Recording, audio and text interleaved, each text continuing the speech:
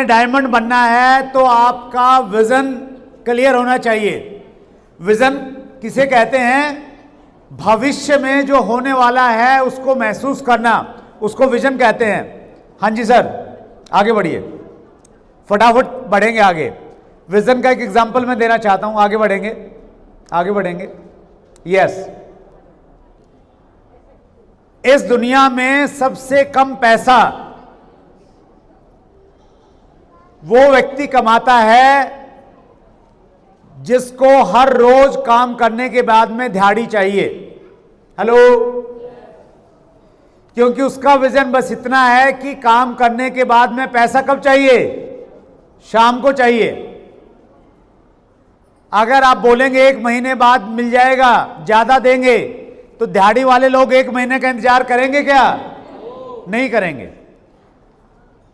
उससे ज्यादा पैसा वो लोग कमाते हैं जो 1 महीने की नौकरी करते हैं। उससे ज्यादा पैसा वो कमाते हैं जो एनुअल पैकेज पे काम करते हैं। जो मल्टीनेशनल कंपनियां हैं वो अपने कर्मचारियों को 1 साल का पैकेज देती हैं। हेलो, कि हम साल में आपको 10 लाख देंगे, 12 लाख देंगे, ऐसे ऐसे देंगे। तो वो कंपेरेटिव ज्यादा पैसा कमा रहे हैं। यस और नो? और उनसे भी ज्यादा पैसा कौन कमाते हैं?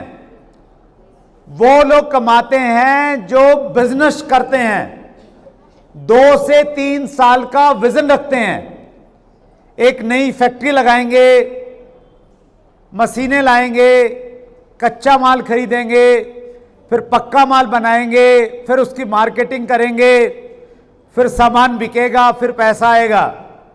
2 से 3 साल का टाइम लगता है, करोड़ों रुपए की लागत लगती है। हेलो, लेकिन जब पैसा आने लगता है तो वो अच्छा पैसा कमाते हैं। सहमत है मेरी बात से? उससे ज्यादा पैसा कौन कमाते हैं? और बड़े बिजनेसमैन जो 2-3 साल के लिए धंधा नहीं करते हैं, 8 से 10 साल के विजन के साथ में धंधा करते हैं कि आज काम करेंगे, आज शुरू करेंगे तो 8 साल 10 साल के बाद में पैसा आने लग जाए। और मैं एक एग्जांपल आपको देना चाहता हूं, एक रियल स्टडी आपको देना चाहता हूं। जियो का सिम कितने लोगों के पास है? जियो जियो जियो, हाथ खड़ा करेंगे जियो वाले। आजकल जियो वाले थोड़े परेशान लग रहे हैं क्योंकि रेट बढ़ गए हैं। जियो की शुरुआत मालूम कब हुई? जियो का जो विजन था वो विजन इंप्लीमेंट हुआ 2007 में। ध्यान से सुनिएगा, कब हुआ? 2007 में Reliance Industries Limited acquired 95% stake in Infotel Broadcast Services Limited for 4,800 crore which pan India licensing for 4G services. 2007 में रिलायंस इंडस्ट्रीज ने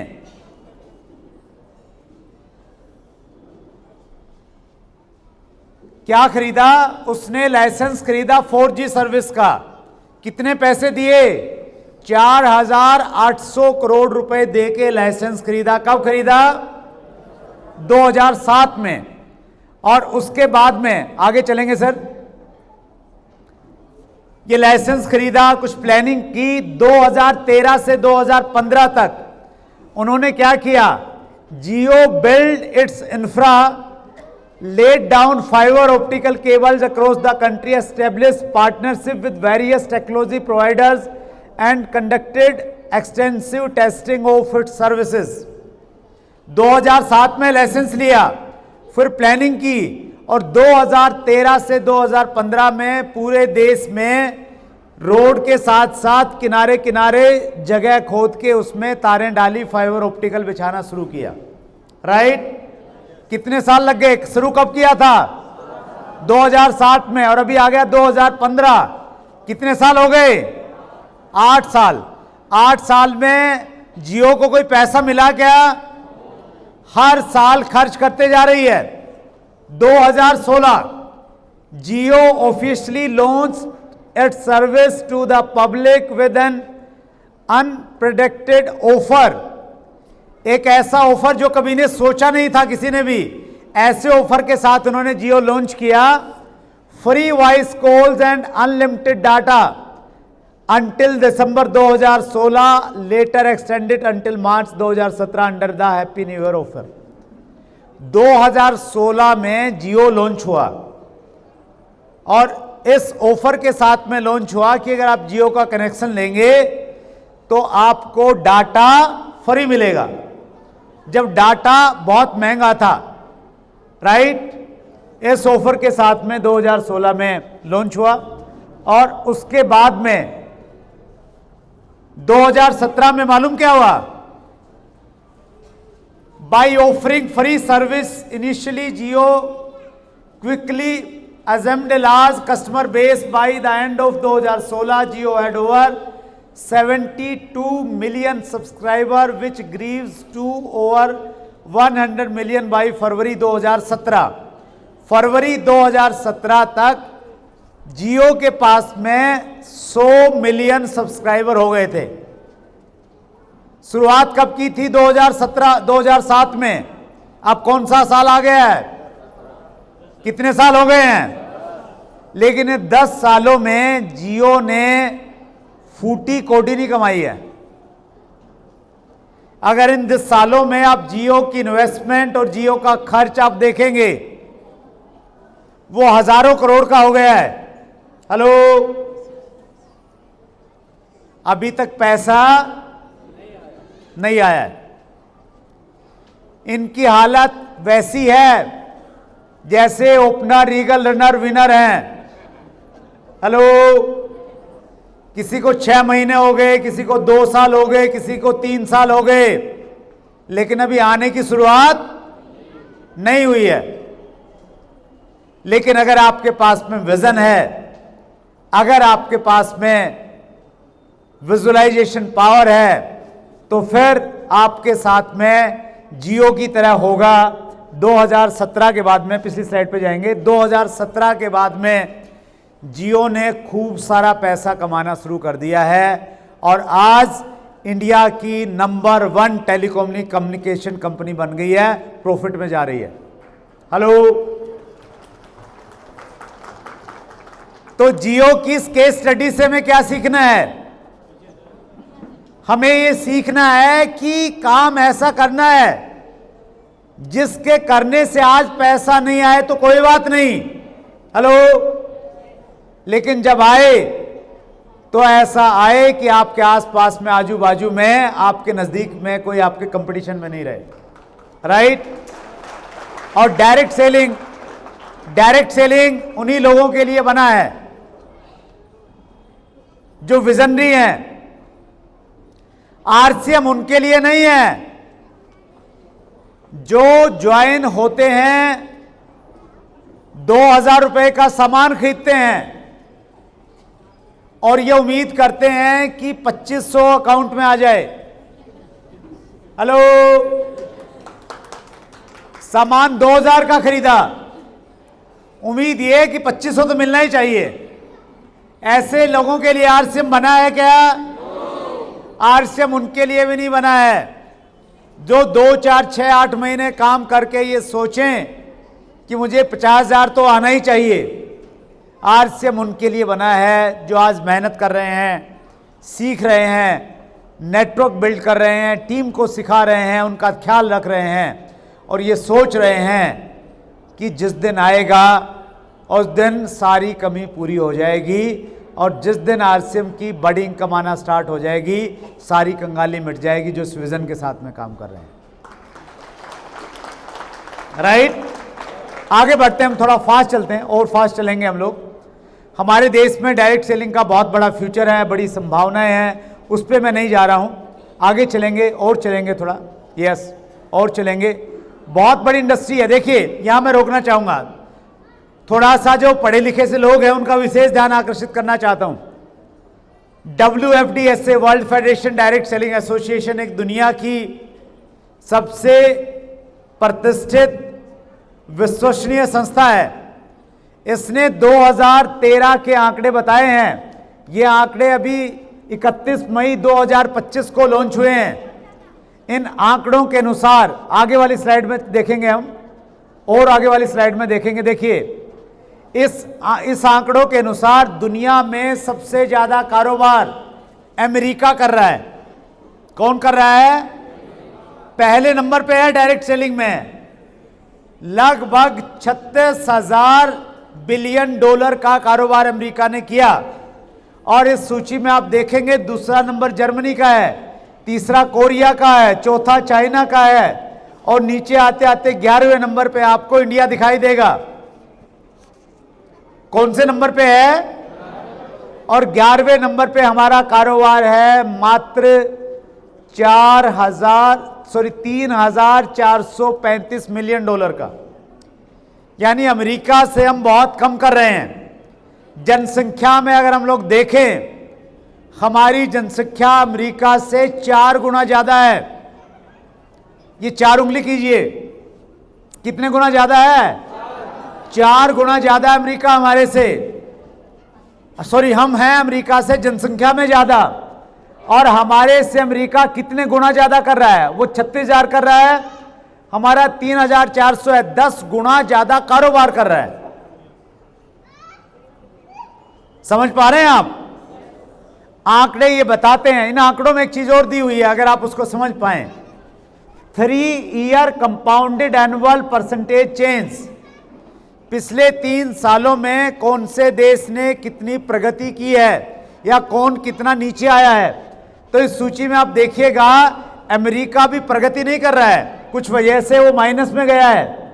जर्मनी 5% ग्रोथ पे है, और आप इंडिया को अगर देखेंगे यहां पे तो आप पाएंगे इंडिया 8.3% की ग्रोथ है, और ये पहले 11 देशों में सबसे ज्यादा ग्रोथ हिंदुस्तान की है।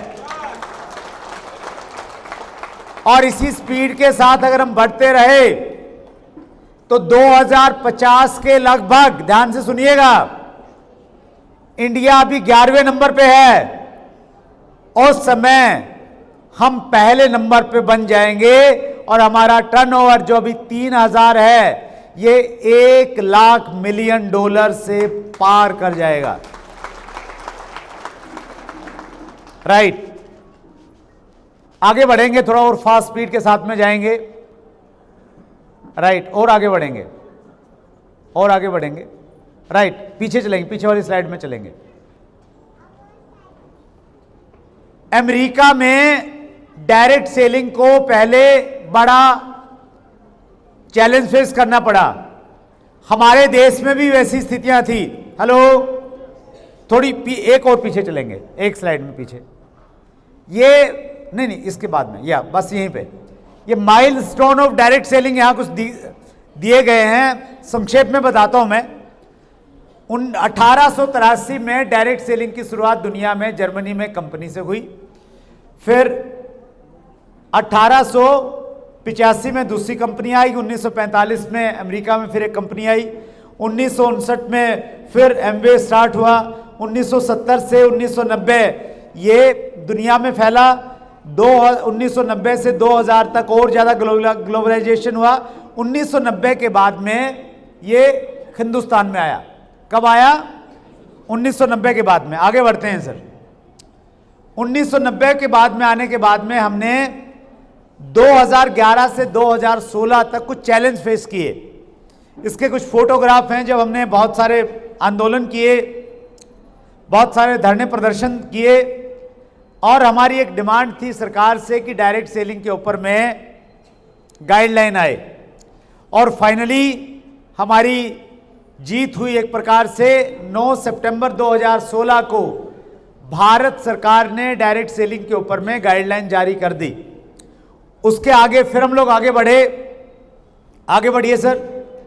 28 दिसंबर 2011 एक बड़ा दिन था इंडस्ट्री के लिए।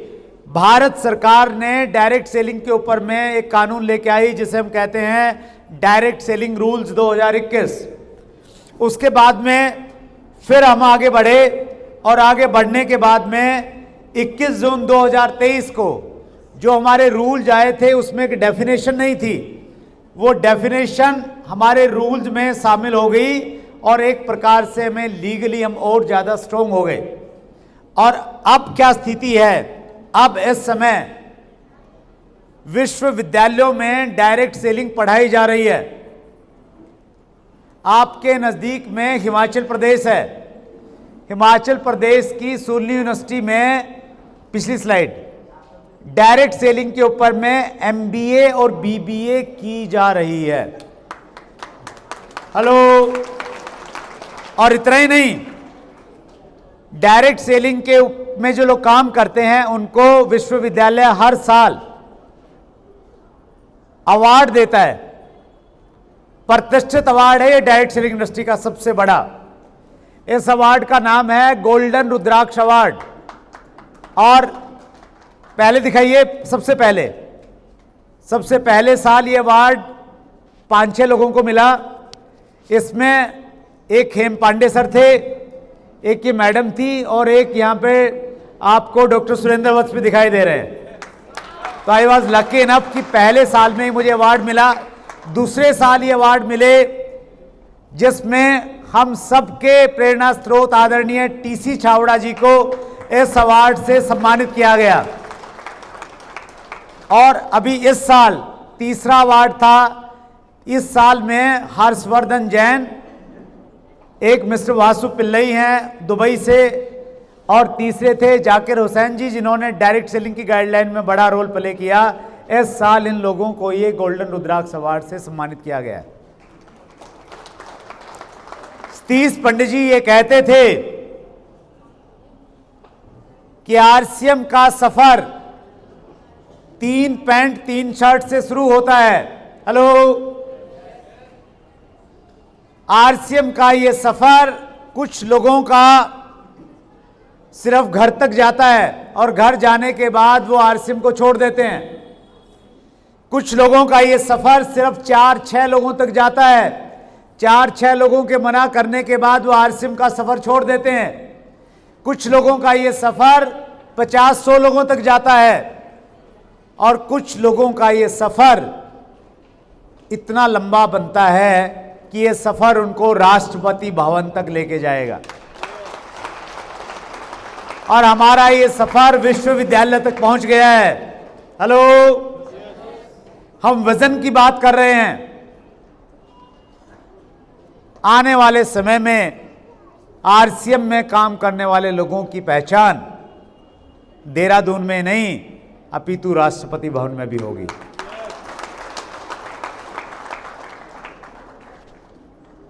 Direct selling award in Mumbai. हर साल मुंबई में डायरेक्ट सेलिंग के अवार्ड्स ऑर्गेनाइज किए जाते हैं। डायरेक्ट सेलिंग के अवार्ड दिल्ली में ऑर्गेनाइज किए जाते हैं। और इसके अलावा डायरेक्ट सेलिंग के ऊपर में मैगजीन आना स्टार्ट हो गई है। हेलो। ये सारा भी हो रहा है हमारे देश में। CWSV on a mission to increase the direct selling success rate।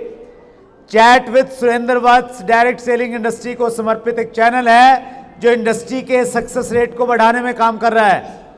और इसी चैनल पे हम बहुत सारे लोगों को लेके आते हैं जिससे विजन मिलता है। हेलो।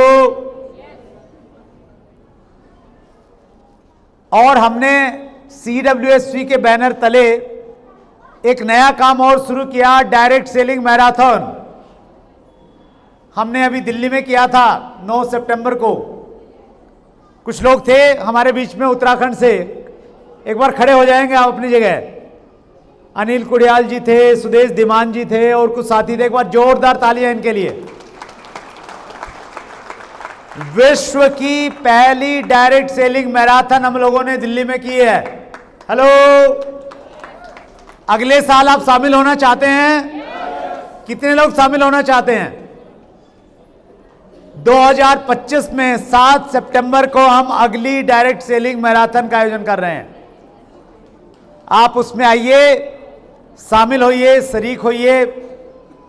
ऐसा नहीं कि आपको रनर होना चाहिए, आप 5 किलोमीटर में भी भाग ले सकते हैं, वॉकिंग कैटेगरी में भाग ले सकते हैं, लेकिन उसमें शामिल होके आप डायरेक्ट सेलिंग इंडस्ट्री की ताकत को हिंदुस्तान और पूरी दुनिया को दिखाने में सहयोग कीजिए। ये मैं आपसे जरूर चाहता हूं।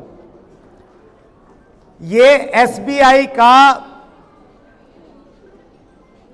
फॉर्म है। अगर आपने करंट अकाउंट एसबीआई में खुलवाना है तो ध्यान से सुनिएगा। दिख रहा है आपको? इस फॉर्म में बहुत सारी कैटेगरियां हैं। अगर कोई भी कंपनी करंट अकाउंट खुलवाती है तो वो एग्रीकल्चर का काम करती है, वो फार्मास्यूटिकल में है, वो क्या करती है। इस कैटेगरी में भी एक नया नाम ऐड हो गया है, मल्टी लेवल मार्केटिंग। हेलो, तो ये अच्छे लक्षण हैं या नहीं हैं? अच्छे लक्षण हैं। एक बार पड़ोसी से हाथ मिलाइए और कहिए भैया अच्छे लक्षण हैं। बोलिए, एक बार फिर बोलिए, एक बार फिर बोलिए, और एक बार जोरदार तालियां अपने लिए बजा लीजिए। आगे बढ़ेंगे, आगे बढ़ेंगे। विराट महिला उद्यमी सम्मेलन 5 मार्च को इस साल दिल्ली में आयोजित किया गया, जिसमें 25,000 महिलाएं थी। हेलो, कितनी महिलाएं थी? और इस प्रोग्राम में स्मृति ईरानी जी आई, पीयूष गोयल जी आए, राइट? तो ये भी अच्छे संकेत हैं या नहीं हैं? अभी आगे बताता हूं मैं। ये अभी 30 सितंबर को प्रोग्राम था। आज कितनी तारीख है? 15 अक्टूबर। 15 दिन पहले दिल्ली में था ये, ताज होटल में डायरेक्ट सेलिंग एफडीएसए का प्रोग्राम था। और इस प्रोग्राम में देश की एक बड़ी मंत्री आगे चलेंगे, इसमें प्रवीण खंडेलवाल जी जो सांसद हैं वो आए, और इसके अलावा नींबू बहन जयंती बाई, ये हमारे देश का जो कंज्यूमर अफेयर मंत्रालय है उसमें राज्य मंत्री हैं, ये भी उस प्रोग्राम का हिस्सा बनी। तो ये भी एक बहुत अच्छे संकेत हैं डायरेक्ट सेलिंग इंडस्ट्री के लिए। आगे चलेंगे सर। बड़े बड़े लोग दुनिया के वो कह रहे हैं कि डायरेक्ट सेलिंग बहुत अच्छा कारोबार है। ये रॉबर्ट टी कियोसाकी हैं जो बहुत फेमस राइटर हैं। ये कह रहे हैं डायरेक्ट सेलिंग लोगों को बहुत कम रिस्क में एक बहुत बड़ी अपॉर्चुनिटी देती है। हेलो, जब हम हमारी अपलाइन कहती है ना तो हमें लगता है ये अपने स्वार्थ में कह रहे हैं, लेकिन रॉबर्ट टी कियोसाकी कह रहे हैं तो वो तो आपके अपलाइन नहीं है ना सर। और कौन कह रहे हैं?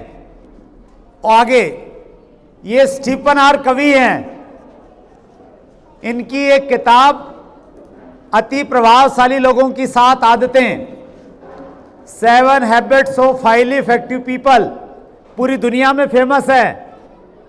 ये कहते हैं कि network marketing has come to age, it is undeniable that it has become a way to entrepreneurship. वो कह रहे हैं कि डायरेक्ट सेलिंग अब उस जगह आ गया है जब ये लोगों को एंटरप्रेन्योर में बनाने में बहुत बड़ा काम कर रहा है, राइट? ये कौन कह रहे हैं? स्टीफन आर कवी। आगे चलते हैं हम लोग। बिल क्लिंटन, अमेरिका के पूर्व राष्ट्रपति, वो भी कह रहे हैं कि हर किसी को डायरेक्ट सेलिंग में जुड़ना चाहिए। इसके अलावा टोनी ब्लेयर, ये भी कह रहे हैं, ब्रिटिश प्राइम मिनिस्टर हैं पुराने। इसके अलावा जिग जिगलर कह रहे हैं, ये भी एक राइटर हैं बड़े। इसके अलावा डोनाल्ड ट्रंप कह रहे हैं, और ये सारे के सारे ये कह रहे हैं कि आने वाला समय डायरेक्ट सेलिंग का है। और अगर आपने आरसीएम में नेटवर्क बना लिया, हेलो, तो क्या हो सकता है? नेटवर्क की एक छोटी सी पावर दिखाते हैं आपको। आगे बढ़ते हैं, पीछे चलेंगे सर एक बार। Yes, RCM grab the opportunity. Grab को बोलते हैं मजबूती से पकड़ना। आरसीएम को आपने अगर हल्के से पकड़ेंगे, हेलो, अगर हल्के से पकड़ेंगे तो आपका पड़ोसी आपसे छुटवा देगा आरसीएम, आपके दोस्त और रिश्तेदार छुटवा देंगे। कैसे पकड़ना है? मजबूती से पकड़ना है। मजबूती के साथ में पकड़िए, क्योंकि एक बहुत बड़ा अभियान है, 3 बड़े उद्देश्यों को लेकर चल रहा है। स्वास्थ्य रक्षा, स्वावलंबन और महिला सशक्तिकरण। और आज का ये प्रोग्राम, आज की अचीवमेंट्स और आज महिलाओं की भागीदारी ये बता रही है कि आरसीएम अपने उद्देश्यों को पूरा करने लग गया है।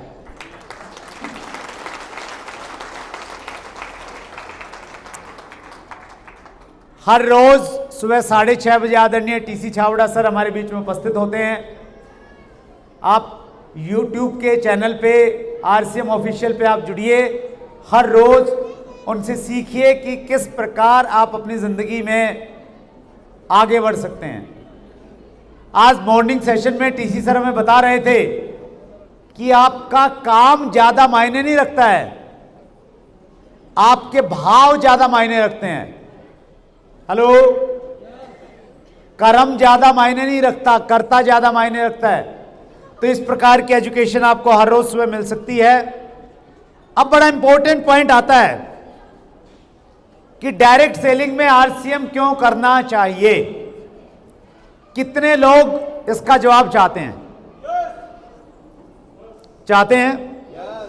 एक बार पड़ोसी से हाथ मिलाइए, पड़ोसी से मिला लिया, और एक बार जोरदार तालियां बजाइए। मैं आपको 100 कारण बता सकता हूं। कितने कारण? 100 कारण बता सकता हूं कि आरसीएम क्यों बढ़िया है। Why RCM is the best. I have more than 100 reasons, 100 logics. क्योंकि मैं डायरेक्ट सेलिंग इंडस्ट्री को जानता हूं, मैं गवर्नमेंट क्या करने जा रही है उसको जानता हूं, दुनिया में डायरेक्ट सेलिंग में क्या चल रहा है उसको जानता हूं। लेकिन उन 100 कारणों में से एक ही कारण आपको बता रहा हूं, सबसे बड़ा, जिसकी वजह से आरसीएम का कोई मुकाबला नहीं दुनिया में। वो कारण है कि रीजनेबल एंड क्वालिटी प्रोडक्ट्स। कोई दूर दूर तक हमारे आसपास में नहीं है।